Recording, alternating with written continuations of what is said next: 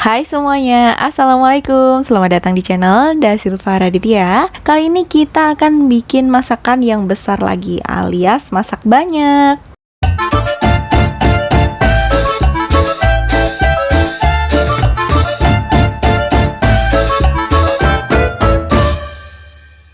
Oke, di sini yang pertama kita akan bikin nasi kuning rice cooker. Di sini saya ambil dulu pisaunya. Ini saya taruh di UV sterilizer dari Stain Cookware. Oke, yang pertama bahan-bahan untuk bikin nasi kuningnya. Di sini ada 3 batang serai. Di sini saya bagi 2, kemudian saya iris bagian tengahnya, lalu saya geprek seperti ini. Selanjutnya di sini 1 ibu jari lengkuas, jadi ini lumayan besar juga. Ini akan saya potong-potong tipis-tipis seperti ini, kemudian saya geprek. Kalau misalkan ingin dipotong besar kemudian langsung digeprek juga boleh. Oke, kalau udah, kemudian di sini saya siapin juga 5 siung bawang putih. Bawang putihnya ini akan saya rajang halus. Jadi yang pertama saya iris tipis dulu, kemudian kalau udah diiris tipis, lalu diiris tipis lagi jadi kecil-kecil kayak gini. Dirajang halus lah pokoknya. Kemudian kita siapin juga 3-4 lembar daun salam seperti ini. Lalu ada juga daun jeruk. Untuk daun jeruknya ini saya siapin lumayan banyak karena memang daun jeruknya udah lama di kulkas ya. Kalau misalkan mau bisa sekitar 5-10 lembar daun jeruk. Oke, kita sisihin dulu. Kemudian kita akan tumis bawang putihnya. Pertama kita tuang minyak secukupnya, sedikit aja. Setelah itu di sini kita akan menumis bawang putihnya terlebih dulu. Untuk menumisnya jangan sampai bawang putihnya kecoklatan banget atau misalnya kayak hampir gosong gitu, supaya nanti baunya itu enak, harum. Jadi kita tumis aja sampai sedikit kekuningan. Kemudian di sini juga saya siapin 1 liter air ditambah dengan 1 bungkus santan kara instan. Jadi airnya itu kurang lebih sekitar 1200 ml. Kalau udah kekuningan untuk bawang putihnya, lalu kita tuang aja untuk santan dan airnya tadi. Kemudian kita tambahkan 2 sendok teh penuh kunyit bubuk seperti ini. Ini saya menggunakan sendok takar dari Stain Cookware. Kalau misalkan ingin lebih kuning lagi, boleh sampai menggunakan 3 sendok teh. Kemudian masukin aja bahan-bahan semuanya, mulai daun salam, daun jeruk, lengkuas, serta serai. Kemudian tambahkan garam sesuai selera. Jadi di sini saya tambahkan sekitar 3 sendok teh garam. Setelah itu di sini akan saya aduk rata. Kita masak dengan api kecil supaya aroma dari daun-daunnya, serainya, lengkuas itu keluar. Sampai dia seperti ini, aromanya udah keluar, warnanya juga udah mulai berubah. Nanti ini akan saya masukkan ke dalam rice cooker. Nah, di sini untuk berasnya hampir aja kelupaan untuk keterangan berasnya. Berasnya di sini sebanyak 1 kg beras. Kita masukin aja ke dalam rice cooker. Kemudian tuang untuk bahan cairnya tadi ya, yang santan, kemudian daun salam, daun jeruk, lengkuas, serta serehnya. Kemudian jangan lupa diaduk rata supaya bagian bawah juga terkena air juga. Nah, kalau udah bisa nih kita masak. Kita pencet aja nasi putih di sini. Nah, kalau udah matang, kita tunggu dulu sekitar 10-15 menit biar benar-benar tanek ya. Di sini saya menunggunya sekitar 45 menit. Sekalian saya masak yang lain juga. Oke, selanjutnya kita akan bikin perkedel tongkol ya. Di sini ada 5 lembar daun bawang. Ini saya iris aja tipis-tipis seperti ini. Apalagi batang daun bawangnya jangan lupa untuk benar-benar diiris tipis supaya nggak mengganggu ketika dimakan.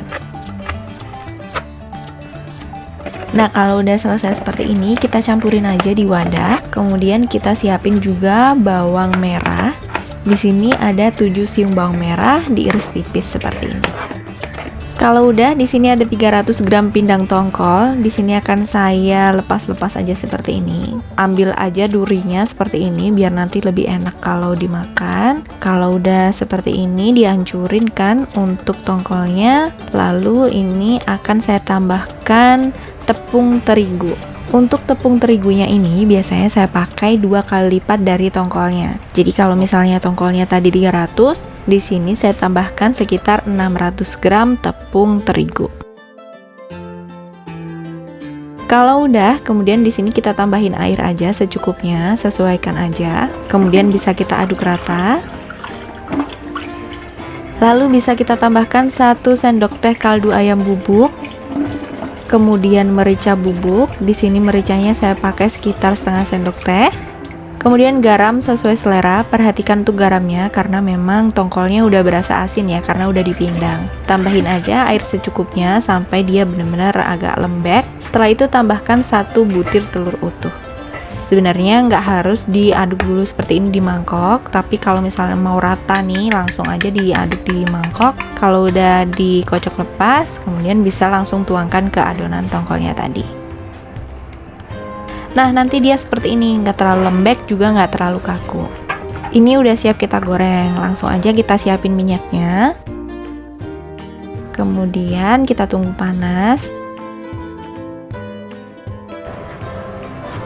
Bisa kita masukkan untuk adonan tongkol tadi ya.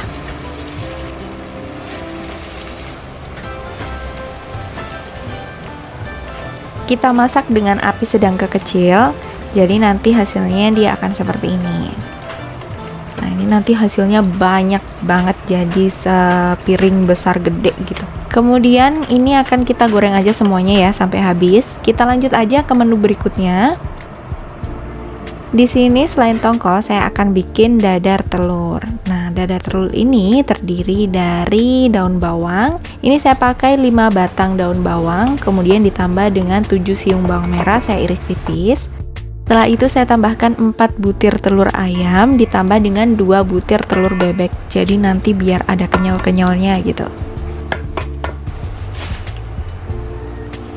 Nah, kalau udah, kita aduk rata aja semuanya biar tercampur. Kalau udah mulai tercampur seperti ini, langsung aja kita tambahkan 2 sendok makan tepung beras.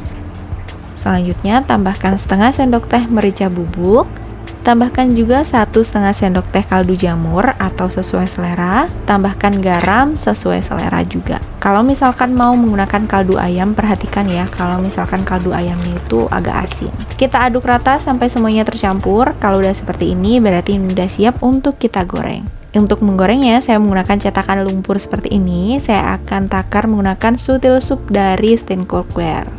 Kita panasin aja. Kalau udah panas, kita masukin. Di sini nggak saya tuang sebanyak 1 sendok sayur ya. Ini sekitar 3/4 sendok sayur.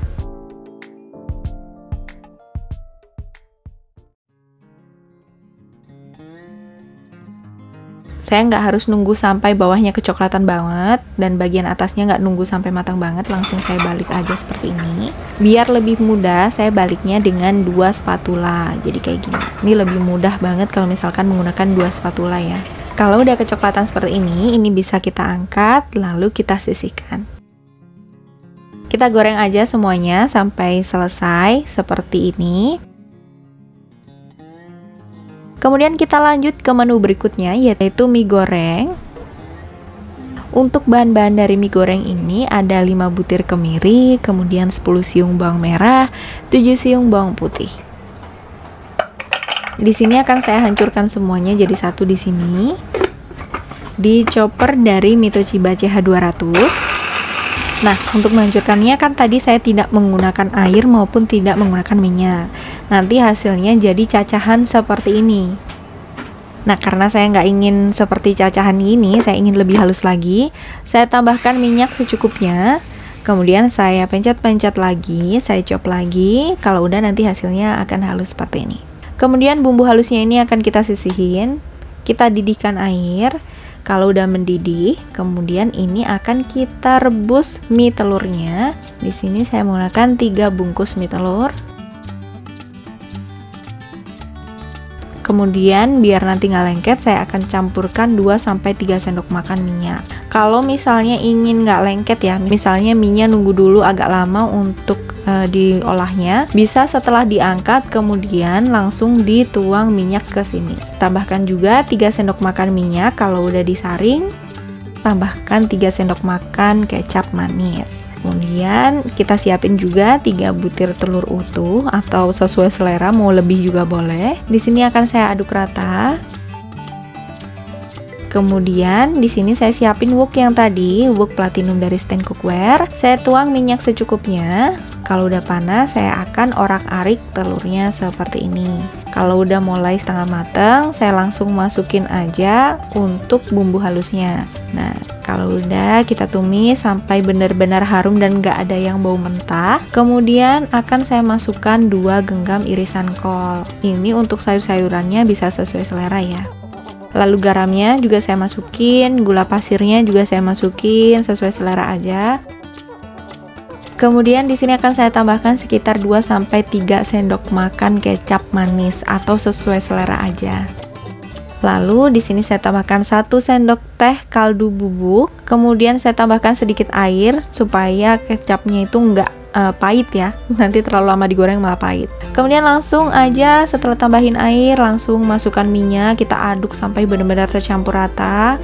Kalau udah tercampur rata, udah mulai matang, rasanya udah pas, langsung aja kita tambahkan seledri. Nah, di sini saya tambahin seledri sebanyak 2 batang seledri, atau misalkan seledrinya mau diiris halus juga boleh. Kemudian saya tambahkan sawi secukupnya. Kita akan masak sebentaran aja biar sawinya nggak pahit. Jadi kalau sawinya udah mulai matang, kemudian ini bisa kita angkat lalu kita sisihkan. Nah, itu dia semuanya udah selesai, mulai dari nasi kuningnya. Ini nasi kuningnya saya taruh aja di wadah seperti ini. Kemudian ada telur dadar segini hasilnya. Setelah itu ada juga tongkol. Jadi tongkol becek tadi segini, kemudian ada mie. Nah, ini menu sederhana kita hari ini. Jadi nanti kita akan bagi-bagi ke saudara-saudara kita juga, karena saya sendiri nggak akan habis ya makan sebanyak ini. Nah, di sini biasanya saya taruh aja di mika, saya kasih sekitar 2 centong nasi, kemudian saya tambahkan mie, lalu saya tambahkan juga telur dadar di sini dan perkedel tongkolnya. Nah, kalau udah seperti ini nanti udah dingin bisa kita staples aja. Nah, ini dia untuk tadi nasinya itu jadi sekitar 15, tapi untuk lauknya masih sisa banyak, jadi bisa kita konsumsi sendiri. Kalau nasinya bisa aja ditambahin untuk takarannya, jadi ini nasinya lumayan banyak juga untuk isinya. Kemudian di sini biasanya akan saya taruh di kantong seperti ini, kantong putih. Kemudian saya kasih sendok, lalu saya kasih minuman. Nah, udah selesai, itu adalah menu harian kita kali ini. Nah, buat teman-teman yang cari inspirasi, ini pas banget menu-menunya karena dimakannya juga enak banget. Oke, segitu dulu untuk kali ini. Semoga bermanfaat. Jangan lupa cobain bikin menu harian di rumah. Share ke sosial media teman-teman supaya yang lainnya juga dapat ide untuk bikin menu harian hari ini. Jangan lupa juga tonton video saya yang lainnya. Siapa tahu video saya bermanfaat buat teman-teman semuanya. Dan sampai ketemu di video selanjutnya. Bye. Wassalamualaikum warahmatullahi wabarakatuh.